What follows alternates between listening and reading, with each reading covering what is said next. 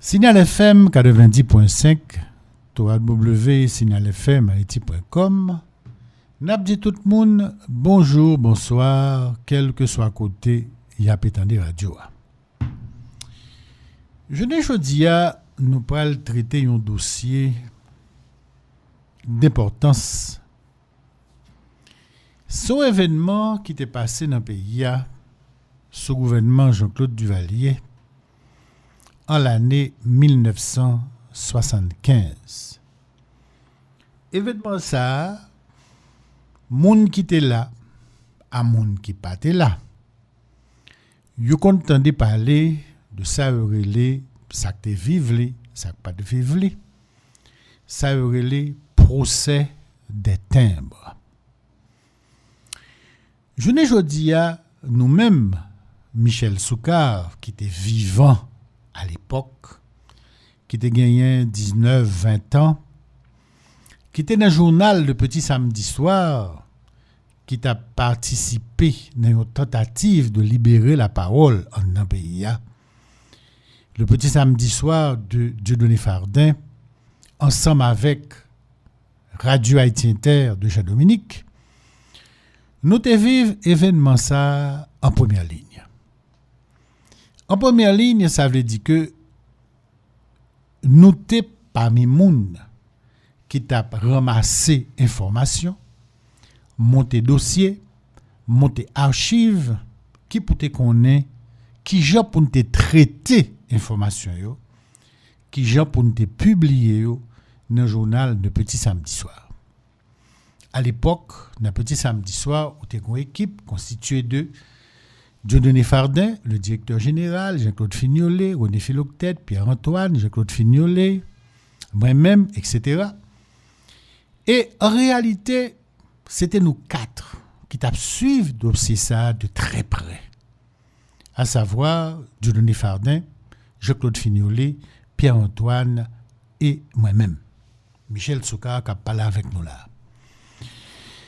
Donc, ma répété son dossier que nous te connaissons, ni dans ça paraît, ni ça pas en bas.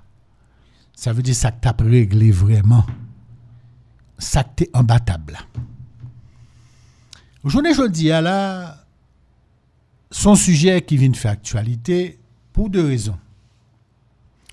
C'est parce que, à la suite de dilapidation, vol, corruption qui n'a fait l'argent Petro-Caribé, en pile monde dans le pays avec raison a demandé une restitution, un procès.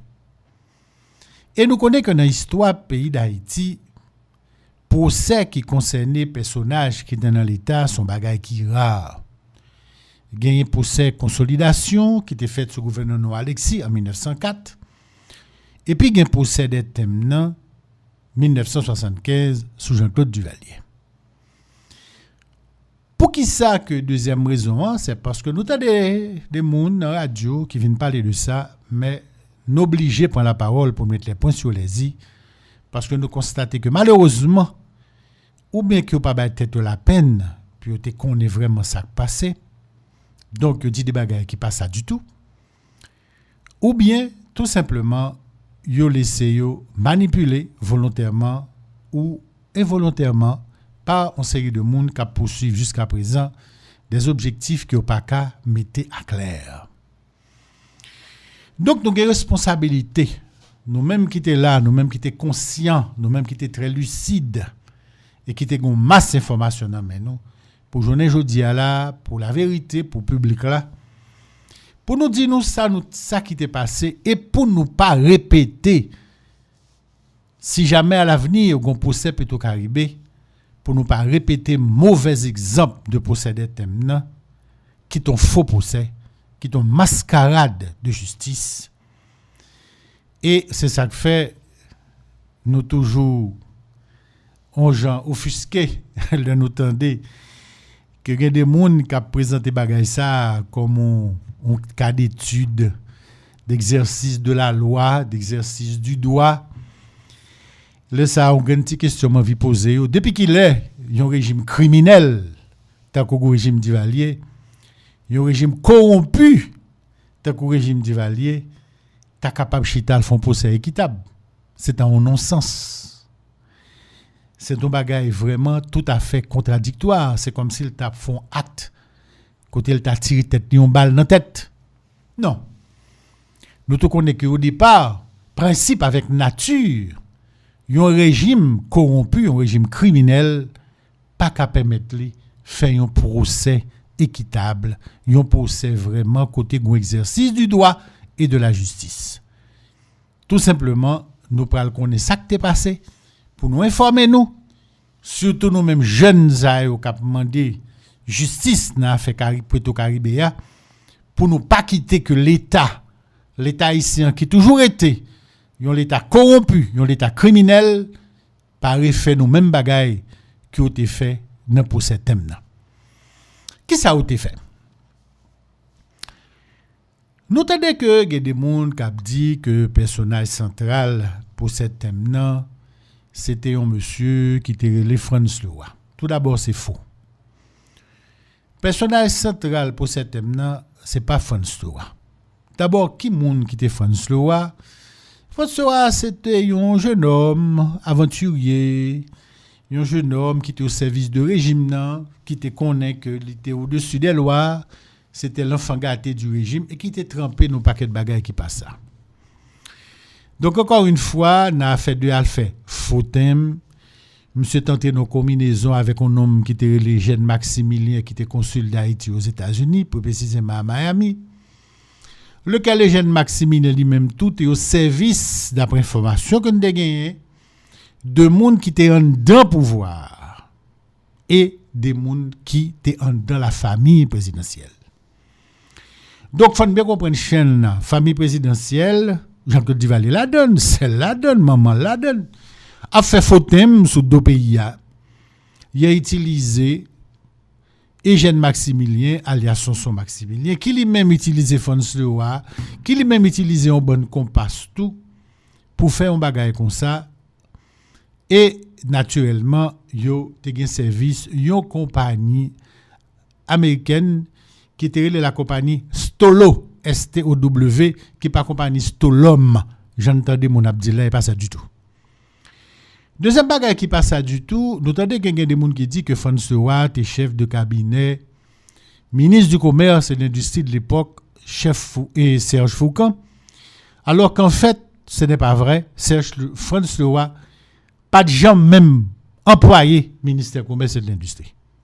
Voir pour ta chef de cabinet Serge Foucan. D'ailleurs, c'est une fonction qui n'a pas même existé à l'époque de l'administration publique haïtienne. C'est une fonction qui peut exister au début des années 80, si je me rappelle bien, avec Frantz Merson comme ministre des Finances. Donc, il y a un peu de monde qui a parlé de pas connaît.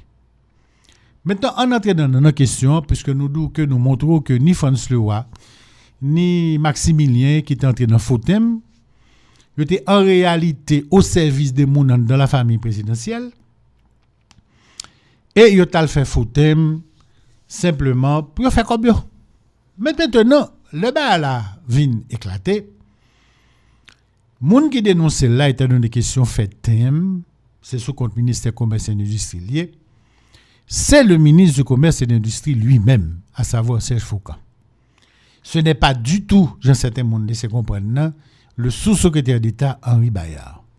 Il fait faux avec signature Henri Bayard, mais le premier monde qui peut responsabilité dénoncer, parce que naturellement c'était supérieur hiérarchique là, c'est Serge Foucan lui-même. Or, il se trouve que pour tout le monde qui t'a suivi le dossier, qui était contre question,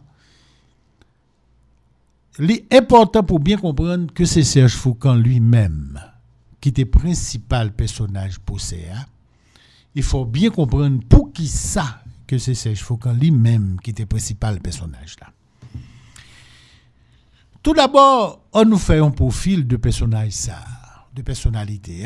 Ce sont gens qui fait en 1937, les diplômés en droit, Université Port-au-Prince, Haïti avec Ottawa au Canada, dans sciences politiques et sciences économiques, Université Genève à Suisse. L'enseigné faculté de droit et sciences économiques, Université d'État d'Haïti, Naïna Guitou, et puis l'enseigné économie du développement à l'Institut Visiose à Fort-de-France en Martinique. De 1963 à 1973, il travaille comme économiste dans la Banque nationale République d'Haïti.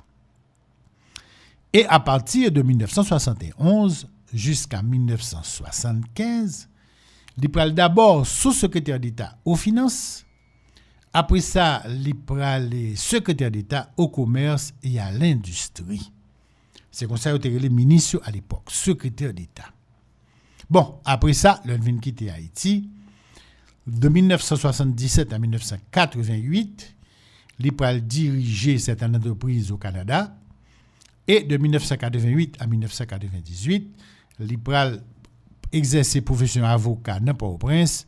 Et depuis 1998, ça fait plus de 20 ans, la vive à Montréal, au Canada. Maintenant, pour qui ça nous dit que Serge Foucan était le personnage central de toute machination ça?